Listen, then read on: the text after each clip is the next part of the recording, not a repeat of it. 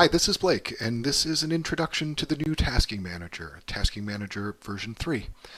So I'm here on the landing page. Before, when you came to the Tasking Manager, you always ended up on the list of projects. Now you land on this landing page, which will give you a link, describe maybe some of the ongoing campaigns, whatever the current crisis is that we're trying to get mapped for, and give you a link so that you can find all the projects related to those campaigns or that particular activation. I'm already logged in. The login process is exactly the same. There would be a login button here instead of my name. The very first thing that you should do when you come into the new Tasking Manager is go to your profile. And your profile looks a little bit different than it did in the past. The most important thing is this Add or Edit Contact Details. If you could click on that button and fill in your email address, that would really help us out. We don't have access to your email address any other way than if you share it with us. And the only reason that it will be used is to communicate with you about your mapping. So when you get task squares validated, or you maybe get a task square invalidated, or you ask a question and somebody replies to your question, you'll get an email. You don't have to come back and visit the Tasking Manager to find out that somebody's validated your mapping or given you some sort of feedback on your mapping. If you just stick your email in here, the only emails you get will either be related to your mapping or maybe an update on a project that you contributed to or a notice about a campaign that has new projects in it. Primarily communications about mapping in the Tasking Manager. We're not going to use it for anything else, nor of course would we share it with anybody else, and it's only going to be visible to you. The other thing that's here is you'll start to see that we have mapper experience levels. I'm an advanced mapper, so I'm already up there. If you were not an advanced mapper, you'd see a progress bar that indicated you were getting close to the intermediate or the advanced level. Everybody starts out as a beginner. It's all based on how many contributions you've made to the OpenStreetMap project in general, whether it's through HOT or through other OpenStreetMap mapping.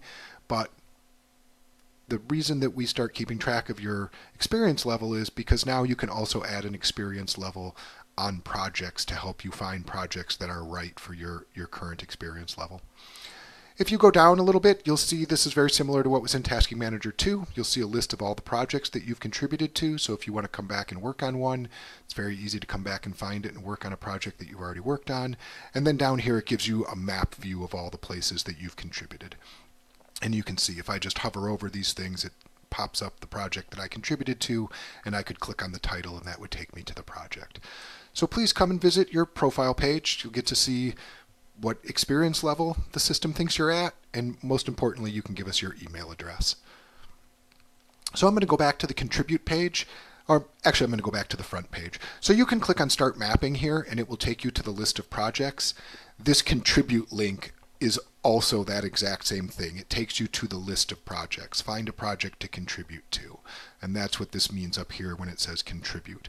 Learn would give you some videos if you wanted to learn some new skills. If you're brand new and you're just visiting the Tasking Manager for the first time, or you've never done OpenStreetMap mapping before, there's some excellent, very short, couple of minute video tutorials that you can learn how to do the mapping.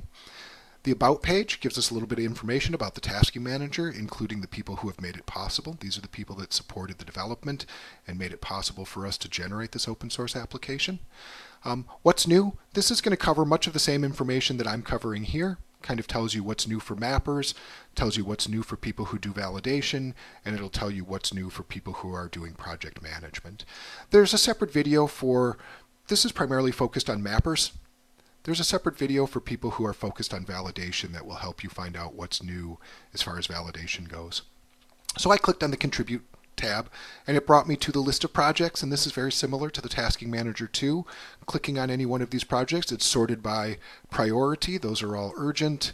I get down here and it's high, and then maybe if I go all the way to the bottom, there's maybe, yeah, now we get into the medium. But they're sorted by priority. The other thing that you'll notice that's different here is now you can find a mapping difficulty. So it starts with all. If you're a beginner and you want to find projects that are right for beginners, you can select beginner. Very important is once you get more experience and you get up into these intermediate and these advanced levels, it's pretty important that you look for projects that are labeled as intermediate or advanced, because there's a lot fewer mappers who can contribute to these. So if you are an intermediate or an advanced mapper, please try and find these projects that are looking for your experience level so that we can make sure we get them done. There's always a lot of new folks coming in, and everybody starts out as a beginner. So some of the beginner projects, it's a little bit easier to get more mappers to help get them done. As soon as you start getting up into intermediate and advanced, it starts to be really difficult to find mappers who can help out with those. So if you are one of these levels, please check for projects that need your particular set of experience. We also can organize this by organization. So we've always sort of listed which organization was requesting this, and maybe you could have searched in the text box to try and find projects for a particular organization. But now we actually tag these with the organization that is requesting the mapping. Starts out with a small list. We just launched the Tasking Manager 3, so there's not a lot of projects that have been created in it. This list will grow. But it makes it really easy for you to find projects by particular organizations, or they're going to benefit particular organizations. If you're in the mood to help out a particular organization, or you're coming from an organization and you want to contribute to projects that are related to your work, this makes it pretty easy to do that. We also now can group these projects together into campaigns. And again, we used to do that a little bit by saying like missing maps, Niger State, and you might be able to search in the text search box and find all of those. Now we can actually group them manually and say all of these things are related to this Mosul Dam project, or the Mongolia project, or it's a missing maps project. Maybe there's an activation like with a hurricane or an earthquake. That would also be listed here, and you could make sure that you were working on projects that were related to whatever that activation was. Again, it starts out with a small list, but there'll be more as more projects get created in the Tasking Manager. One other way that you can find projects is you could look for projects if you're in the mood to map roads. You could find projects that were just about mapping roads, or you could find projects that were mapping waterways. So if you have some of these skills, or you're just in the mood to do something a little bit different rather than just buildings, we all map buildings, always need buildings mapped. But maybe you're looking for something that's a little bit different. Or maybe all you feel like doing is knocking out some buildings without having to worry about if roads are involved or something along those lines. This is just another way for you to hopefully find projects that you want to work on, depending on how much time you have and what you're interested in doing at the moment. The full text search box still works. You can put in a particular project number and it will find that project, or you could search the text and it will find projects by searching the text. We also have a map view, so you can start to find these things by country or area. So this means that there's 53 projects in this area that's too zoomed out to give you very much detail. So if you double click on these and you keep double clicking, you will eventually get to the point where you're zoomed in enough that you can start to see the actual projects. And with these, there's color coding.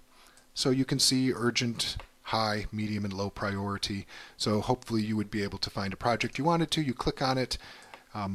Then if you click on the title of it, it will take you to that project and you can start contributing to that project.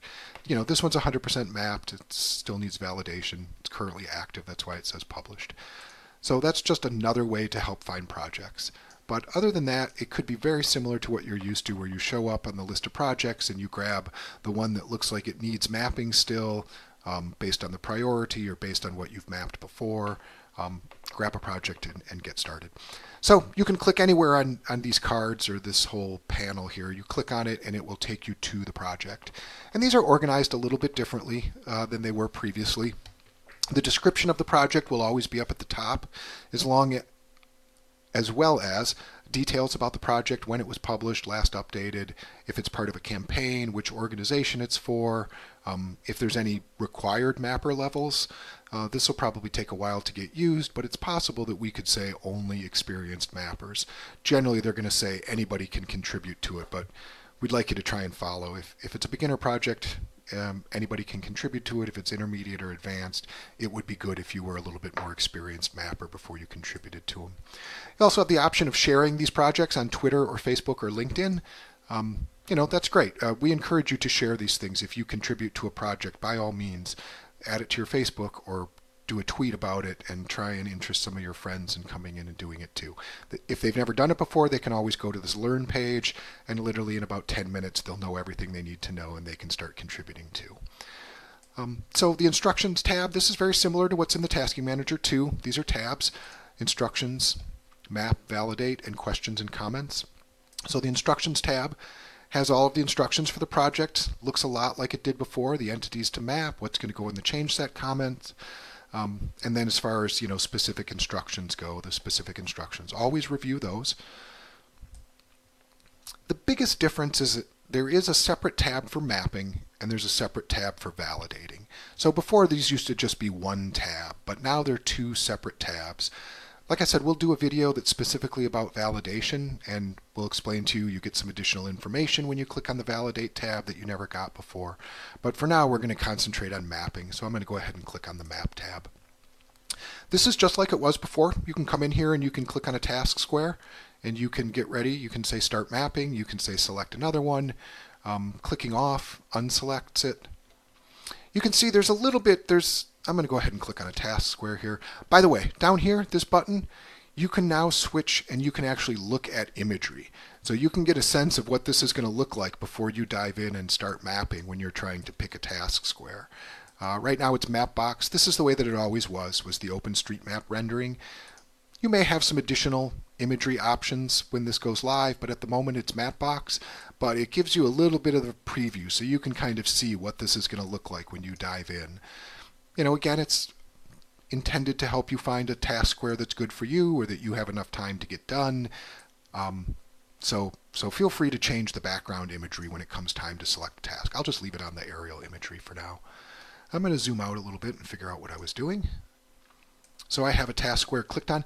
So again, the most confusing part is going to be this map versus validate. If I click on this one here, this one is gold, so it says it's already been mapped. No color on the task means that it's ready to be mapped. This is a little bit different terminology, but ready means ready to be mapped. If I clicked on one of these gold ones, I'm on the map tab. If I clicked on one of these gold ones, it would tell me that this is not ready for, this has already been mapped, and if I wanted to do anything with it, I'd have to switch to the validate tab. So you might see this once in a while depending on what you click on and which one of these two tabs you're on, but that's what it's talking about. It's basically saying, hey, go to the validate tab if you want to work on this one. I'm going to click on one that does not have that, and I'm going to say start mapping. This is exactly like it was before.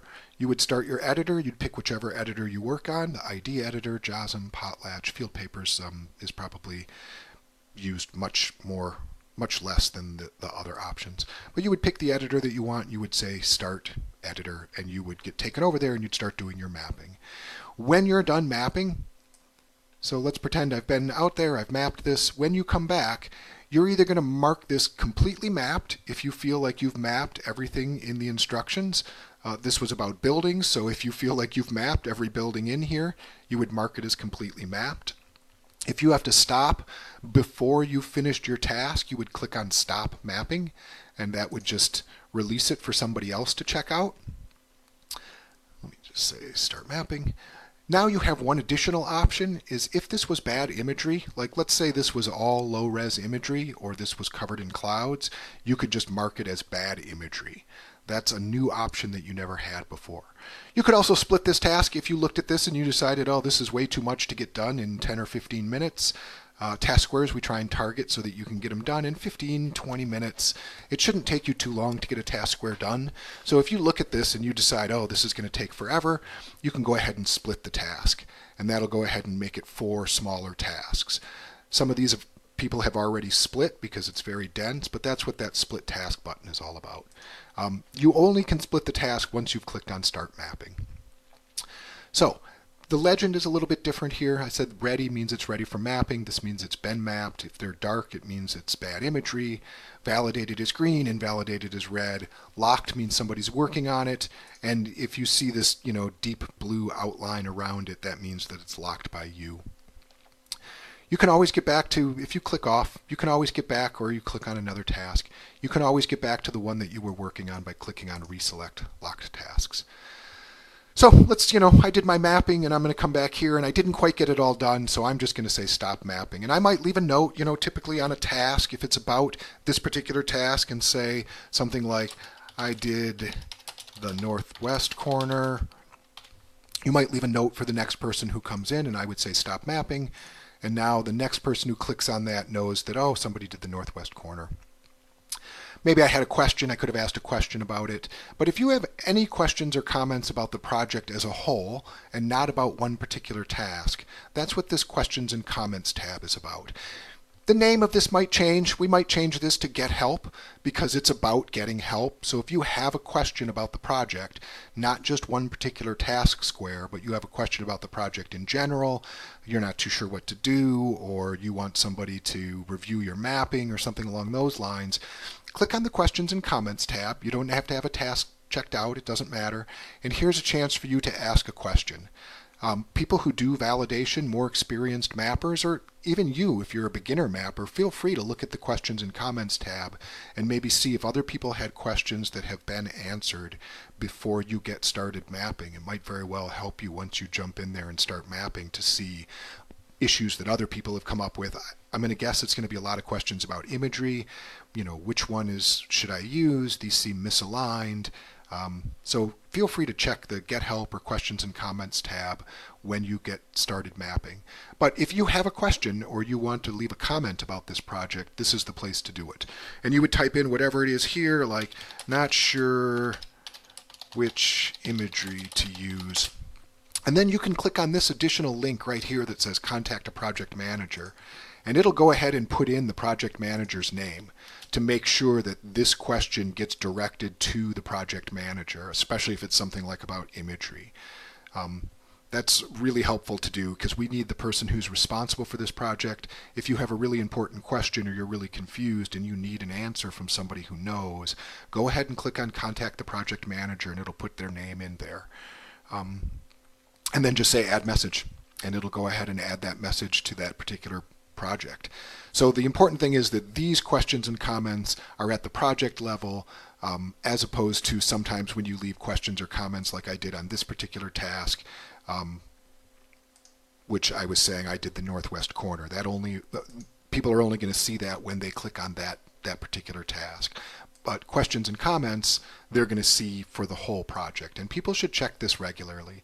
Help answer questions, ask questions, make use of it. It's there to make sure that people don't get stuck and that questions get answered. That's really about it for the tasking manager for what's changed as a mapper. There's a separate video that's about what's changed for people who are doing validation. And people who are doing validation, things look a little bit different. So if you do validation, look for the video that's what's new for validators. But as far as mappers go, those are the main changes. Fill out your profile and give us your email address so that anything that's directed to you, you'll get an email about. And then just try and pay attention to this Validate versus Map tab. That's probably the biggest change that will affect what you do. Maybe using the imagery when you're picking a task will also be really helpful. But that's about it. It's not too much different for Validate or for people who are doing mapping. Thank you very much. Bye-bye.